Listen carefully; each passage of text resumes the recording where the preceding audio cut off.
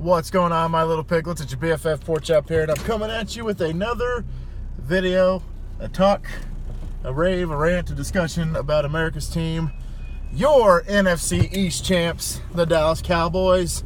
How's everybody doing? I hope you guys are having a Merry Christmas. This is going up on Christmas Eve. So to all my piglets and all my piglets' families, Merry Christmas, Happy New Year, Happy Kwanzaa, Happy Festive, whatever.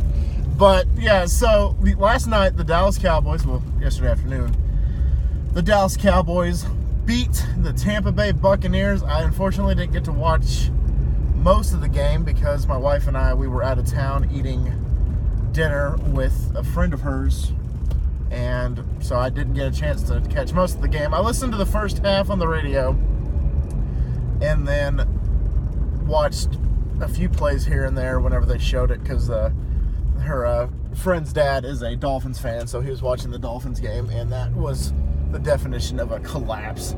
You win your in scenario, and the Dolphins just find ways to beat themselves. That's just, it's terrible. It's absolutely terrible. But anyway, so back to the Cowboys. Cowboys won the NFC East. At the beginning of the season, when Chris and I did our early projections of each division, I said the Cowboys were going to win the division because no team in the NFC East has repeated back-to-back divisional champs since the Philadelphia Eagles did it in 07-08 or 08-09. One of those two, I can't remember. So I knew the Eagles weren't going to win the division, and then out of nowhere came the Redskins early on. I'm like, oh, damn. Like, the Redskins are actually going to win this division. They're going to go into the playoffs and potentially do something. Alex Smith was playing great, and so was Adrian Peterson.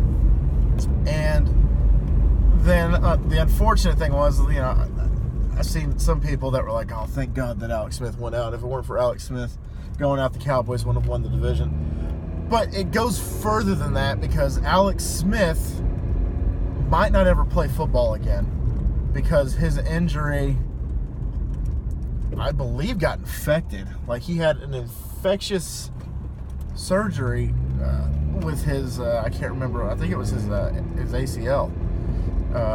And you just, oh my God, just felt terrible for the guy. And, you know, with him going out, it skyrocketed us to winning the division. And I mean, it's real bittersweet, this divisional win, because we won and we earned the title. However, the way that we got the title, I mean, it's kind of a gray area, because it's like, oh my gosh, like, if Alex Smith didn't go out, I think the Redskins could have just walked away with that divisional win, and they probably would have done it quicker than we did it, honestly. So, but regardless, the Dallas Cowboys won the division. We have clinched the 4th seed of the playoffs, which as of right now, I believe it would be the Seahawks coming to Jerry World to play us in the first round. And I think we can get past the Seahawks, honestly. I was a little scared because of the Seahawks beating the Chiefs last night, but I remember that the Chiefs haven't really been themselves since they booted Kareem Hunt. So the Chiefs kind of took a step back, and also when they said Patrick Mahomes is 0-4 when it comes to big games. So that was a big game because the Seahawks are a playoff team, and if you can't beat a playoff team like that, then you might have a problem. But I was a little scared, but then I was like, nah, the Chiefs have taken a step back, so the Seahawks should have won that game, in my opinion, even though I think they were a 1-point underdog going into the game.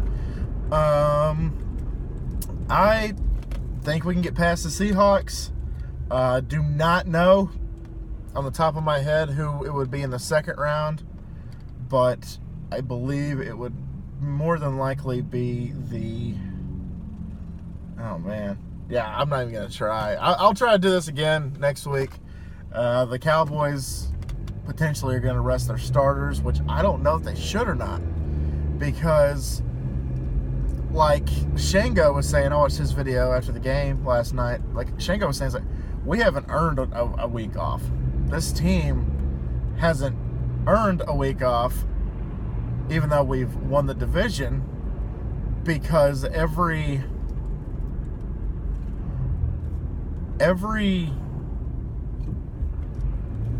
game that we have won, we were... Sorry, I got distracted. I think there's a wreck or something over here. But anyway, as I was saying, we only pretty much... Our losses, I think, kind of outweighed our wins when it came to this season. Because who would have thought one player, Amari Cooper, would have impacted so much? Because Amari Cooper not only impacted the receiving core and impacted Dak Prescott, but if you're a running back and you have a good number one receiver, then you don't become one-dimensional and you can actually get things done. Like when they're double teaming Amari Cooper, Dak can go elsewhere. Or when Amari Cooper is having a hell of a day and they are focused on Amari Cooper, then that means Zeke could run the ball. And I was actually looking at Zeke's average. The dude is almost averaging 5 yards a carry.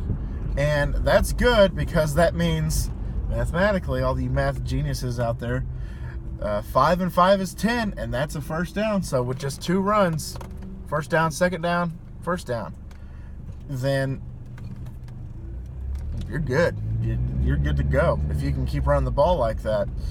I'm pretty sure there are more running backs out there that probably average more yards per carry, but Zeke has, I believe, the rushing title as of right now. And if he doesn't play next week, that might be in jeopardy. But it might not be, because Todd Gurley is apparently not 100%. And if I were the Rams, I would sit my starters for next week, because they're a higher seed, so they have minimal to play for. And so I think the Rams and the New Orleans has already confirmed that Breezy's not starting, and that it's going to be Teddy Bridgewater who's going to be the quarterback for next week. So those are the two highest seeds. So therefore, I think that they have earned the right to just park it, just have a seat, just hang out.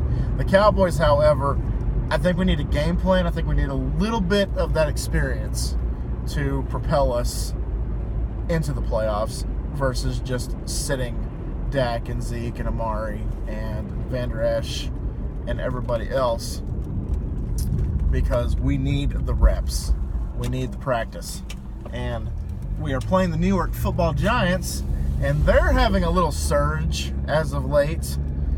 However, I still think we could win. But, I mean, if we have our starters sitting, then that might not bode well for us.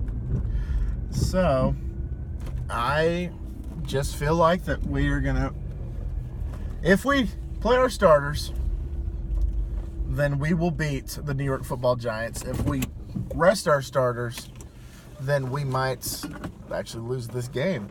But I guess we're just going to have to wait and see. I guess we're going to have to wait to see what Garrett says throughout the week and his game plan, because, like, I heard somebody on the radio earlier, and if I could choke somebody through the radio, I would. Somebody said that Dak Prescott would be a benefit for the Dallas Cowboys. You want Cooper Rush? Is that what you're telling me? You would rather have Cooper Rush as the quarterback versus Dak Prescott? Is that what you're telling me? Is that what you're saying? Because I don't at all. And then they redeemed themselves. It was a local radio station, and I'm not going to name names, but it was the only thing on that I wanted to listen to, because I don't want to listen to music, because I took my headphones off, but I listen to my music in the warehouse, so when I hit the road, I either want to listen to music or I want to listen to sports radio. And I was like, well, I forgot my aux cord, so I guess I'll just listen to sports radio. So they turned right around and said that it would be a good idea if the Cowboys went and got Joe Flacco and paid Joe Flacco and be our backup quarterback. Because that way, if Dak, for some ungodly reason, goes down, then we have Joe Flacco to step in there. And also, having a mentor for Dak is very beneficial. Whenever Dak had Romo sitting on the bench, waiting and helping, Dak had the best year of his career. So him having Cooper Rush the last 2 years sitting at backup, it's kind of like, it's whatever. You could see that Dak kind of took a dip, but regardless, I think any quarterback that has a veteran quarterback as the backup, then you got it made. Because what they were saying about McCown and Sam Darnold is a better quarterback right now because he had a veteran QB as his backup and the one in his ear telling him, hey, you're doing good. Hey, you missed this. This is what you can do better on the next drive. Just having something like that would be amazing. So, but guys, I've ranted a lot longer than I anticipated. So, excuse me. I'm going to get out of here. I want to once again wish y'all a Merry Christmas, Happy Holidays, Happy Hanukkah, Happy Kwanzaa, Happy Festivus, Happy Decemberween, whatever. And I hope you guys spend the day not only with your family, but your friends and your loved ones, and you just have a great day. You just have an amazing day because you guys are awesome and y'all deserve to have an amazing day. All right, guys, I'm going to get out of here. I just got off work a little earlier than anticipated, so I'm going to go play me some Spider-Man on the PS4. Thank you so much once again for dropping by, and always remember, my little piglets, call up Pork Chop. Loves y'all the mostest. Y'all take it easy, guys, and I will see y'all next time. Boy, guys, how about them Cowboys? Merry Christmas, you filthy animals!